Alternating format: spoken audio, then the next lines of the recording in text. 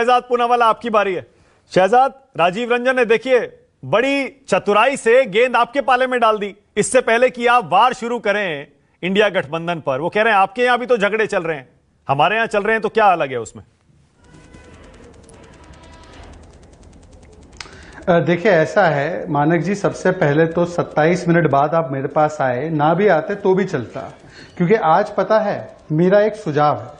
राहुल गांधी जी को बोलना है मुझे आपके माध्यम से, आपका चैनल देखते भी है, भारत जोड़ो तो सरदार पटेल ने कर दिया है बहुत पहले, एक इंडी जोड़ो यात्रा शुरू करें। देखिए, इंडी जोड़ो यात्रा की सख्त आवश्यकता है। दिल्ली में आम आदमी बनाम कांग्रेस पार्टी चल रहा था, वो तो अमित शाह जी ने भविष्यवाणी कर ही दी थी कि दिल्ली सर्विसेज बिल खत्म होगा तो उसके बाद शुरू हो जाएगा। फिर पंजाब में बगल में वहां पर खैरा जी को गिरफ्तार कर दिया, किस प्रकार से 13 सीटों को लेकर वहां पर लड़ाई झगड़ा चल रहा है वो भी पूरे देश ने देखा है। फिर वहां से थोड़ा सा निकल के आएंगे और देखेंगे तो साउथ में कर्नाटका और तमिलनाडु दोनों उनकी सरकारें हैं, पानी को लेकर झगड़ा चल रहा है। केरल में जाएंगे तो वहां पर देखेंगे कि भाई वहां पर लेफ्ट पार्टी कहती है कांग्रेस कॉम्युनल है, कांग्रेस कहती है कि लेफ्ट के मुख्यमंत्री की जो बेटी है वो भ्रष्ट है, वहां पर उनकी कुश्ती चल रही है। वहां दिल्ली में आकर और मुंबई में जाकर मस्ती करते हैं। पश्चिम बंगाल में तृणमूल कांग्रेस बनाम अधीर रंजन चौधरी चल रहा है, वहां पर तो तृणमूल कांग्रेस और लेफ्ट का 3 तलाक पहले ही तय हो चुका है। तो मेरे हिसाब से राहुल जी को पहले तो इंडी जोड़ो यात्रा निकालनी चाहिए और अलग अलग लोगों को जोड़ना चाहिए, ताकि कम से कम लोगो नहीं आया, लोगों के लिए क्या करना है वो समझ में नहीं आया, नीति क्या है वो नहीं पता, नेता कौन है वो नहीं पता, कम से कम ये कॉन्ट्रडिक्शन और डेली का कंफ्यूजन तो बंद हो। और इसीलिए मैं कहता हूं, जिन लोगों की नींव में ही क्या है, फैमिली का प्रोफेशन बचाना है, करप्शन करना है, अपना एम्बिशन साधना है, मिशन विशन तो है नहीं, तो केवल ये कॉन्ट्रडिक्शन बार बार सामने निकल कर आते हैं। अब 2-3 बिंदु मैं कहना चाहता हूं। एक, आचार्य जी का ट्वीट कितना दिलचस्प है। आचार्य जी आजकल तो कभी कभी मिसाइल अपनी तरफ भी दागते हैं, उधर भी दागते हैं, पर उन्होंने कहा कि अखिलेश का बयान इजराइल के एयर स्ट्राइक की तरह है। मतलब हमास कौन हो गया इसमें? मतलब कांग्रेस को हमास कह रहे हैं।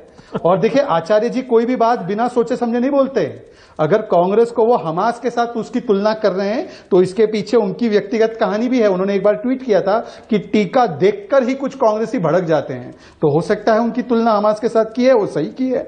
दूसरी बात, मेरी बहन जूही जी के साथ आज बड़े दिनों के बाद अवसर मिल रहा है डिबेट में आने का, और मानक जी कृपया करके समाजवादी पार्टी की ऐसी सभ्य और गंभीर प्रवक्ता को ज्यादा शामिल करें, ये मेरा आपसे आग्रह है। क्यों? क्योंकि इनसे पहले जो आते थे आपके यहां पे, जो रेगुलर है आपके यहां पे, मिस्टर भदूरिया, उन्होंने तो कई बार चीख चीख कर कहा है ये गठबंधन नेशनल लेवल का है, ये नेशनल का है, ये स्टेट का है ही नहीं, ये नेशनल का है, ये वो खुद चीख कर गए हैं परसों तक। तो बताइए, अखिलेश जी को नहीं पता था? ऐसा गोल मारकर जा रहे हैं इनके एक एक प्रवक्ता। अब जूही जी कह रही नहीं नहीं नहीं, हमें तो पता ही नहीं था ये स्टेट लेवल का नहीं है, वरना हम जाते नहीं, हम जाते ही नहीं, ये नेशनल लेवल का कर दिया है, तो बहुत हमारे साथ धोखा हो गया। आपके हर रोज आकर प्रवक्ता ये कह रहे थे कि स्टेट का तो है ही नहीं, नेशनल का ही है। तो बताइए, जूही जी करेक्ट है या ये भदूरिया जी करेक्ट है?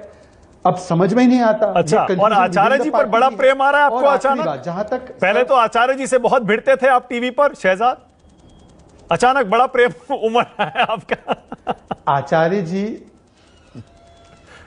आचार्य जी जो चोला पहनकर आते हैं ना, वो मेरे लिए सबसे पवित्र है। आचार्य जी के साथ मेरी विचारधारा के स्तर पर चाहे जितनी लड़ाई हो, उनका चोला ग्रहण करते वो जब वो आते हैं तो मैं उनके पैर छूता हूं। परंतु कांग्रेसियों से पूछो कि ये तो आचार्य आपके हैं, इनके टीका और तिलक से आपको इतनी चिढ़ क्यों है? और इन्होंने जो कांग्रेस को आज हमास के साथ इन्होंने तुलना की है, मैं उनको शुभकामनाएं देता हूं कि चलो कम से कम एक तो व्यक्ति है जो कांग्रेस में सच बोलता है। Okay, all right.